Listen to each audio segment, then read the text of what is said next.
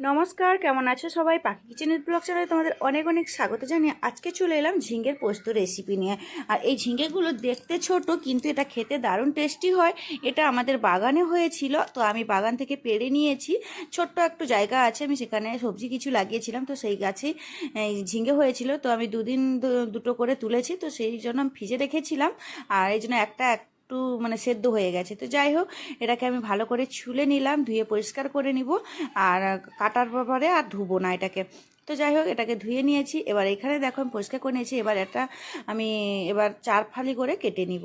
এবার এরকম করে সবগুলোকে কেটে নিয়ে আর একটা বড় সাইজের আলু নিয়েছি। এবার ওটাকেও লম্বা লম্বা করে কেটে নিয়েছি আর কেটে ধুয়ে পরিষ্কার করে রেখেছি। এবার ঝিঙ্গেগুলোও বেশ ধুয়া পরিষ্কার করা কাটাও হয়ে গেছে। এদিকে দেখো অল্প একটু সাদা তেল দিলাম কড়াইয়ের মধ্যে। তেলটা গরম হয়ে যেতে এবার এর উপরে দিয়ে দিলাম আর লম্বা করে কেটে রাখা আলু। এবার এটাকে দিয়ে লবণ হলুদ দিয়ে এটাকে ভাজতে বসাবো।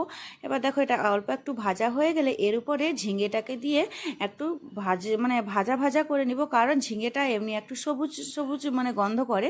তো সেই গন্ধটা থাকবে না, একটু ভালোভাবে এরকম নাড়াচাড়া করে নিলে আর সবুজের গন্ধটা থাকবে না, তরকারিটাও বেশ টেস্টি হবে। তো যাই হোক, আলুটা আমার প্রায় ভাজা হয়ে এসছে, একটু ঢাকা দিয়ে দিলাম যাতে নরম হয়ে যায়। তো যাই হোক, এখন ঢাকা খুলে তোমাদেরকে দেখাচ্ছি। তো দেখো এখানে আলুগুলো বেশ এক পাশ বেশ লাল হয়ে গেছে। এবার আমি নাড়াচাড়া করে আলুটাকে বেশ ভেজে নিয়েছি।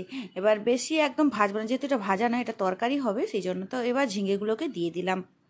এটাকে দিয়েও ভালোভাবে নাড়াচাড়া করে 5 মিনিটের মতো এভাবে নাড়াচাড়া করব, যাতে ঝিঙেটা একটু নরম হয়ে যায় আর ঝিঙের ওই সবুজ গন্ধটা যাতে চলে যায়।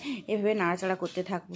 তো আমার ঝিঙেও বেশ ভাজা হয়ে গেছে, কারণ ঝিঙেটা দেখতেই পাচ্ছ, ঝিঙেটা সেদ্ধ হয়ে গেছে আর নরম হয়ে গেছে, বুঝতেই পারছো। এদিকে আমি কড়াইটা পরিষ্কার করে নিব। এদিকে কড়াই পরিষ্কার হয়ে গেছে। এবার কড়াইতে দিয়ে দিলাম সাদা তেল। এর মধ্যে ফোড়নে দিব গোটা শুকনো লঙ্কা, গোটা জিরে।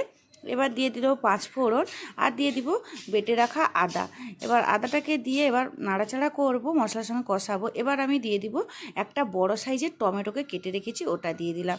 এবার টমেটোটা দিয়ে ভালো করে নাড়াচাড়া করে বেশ মশলাটাকে কষিয়ে নিব। এবার এর মধ্যে দিয়ে দিব হলুদ গুঁড়ো, লঙ্কার গুঁড়ো পরিমাণ মতো দিয়ে এবার এটাকে নাড়াচাড়া করে কষিয়ে নিব। অল্প একটু জল দিলাম, জলটা দিয়ে নাড়াচাড়া করে কষানো প্রায় হয়ে এসছে। এখন ওই ভেজে রাখা আলু আর ঝিঙ্গেটাকে দিয়ে এবার তো এখন ঝিঙের সঙ্গে আর আলুর সঙ্গে মশলাটা কষানো থাক। আমি এদিকে একটা পেস্ট বানিয়ে নিয়েছি, কিছুটা পরিমাণে পোস্ত নিয়েছি আর নিয়েছি কাজু বাদাম। তো ওই সময় কারেন্টটা চলে গেছিলো, তো ভিডিওটা স্কিপ হয়ে গেছে। তো ওইটা আমি পেস্ট করে নিয়েছি। এবার ওটা আমি মশলার সঙ্গে কষিয়ে নিলাম। তো যাই হোক, এটা মশলা কষানো থাক। এদিকে আমি নাড়াচাড়া করে অল্প একটু স্বাদ মতো চিনি দিলাম। এবার তোমাদের যদি পছন্দ হয় চিনিটা দিতে পারো, না দিলেও চলবে। তো আমার ভালো লাগে তাই আমি অল্প একটু চিনি দিলাম। তো এবার অল্প একটু জল দিব গ্রেভি করার জন্য। তো ভিডিওটা কে কোথা থেকে দেখছো অবশ্যই কমেন্ট করে জানিও। আর ভালো লাগলে একটা লাইক করে দিও। আর ইউটিউব থেকে দেখলে চ্যানেলটিকে সাবস্ক্রাইব করে দিও। আর ফেসবুক পেজ থেকে দেখলে পেজটিকে ফলো করে দিও। যখনই আমি কোনো ভিডিও আপলোড করবো তোমাদের সামনে পৌঁছে যাবে। তো আজকের মতো টাটা সবাই।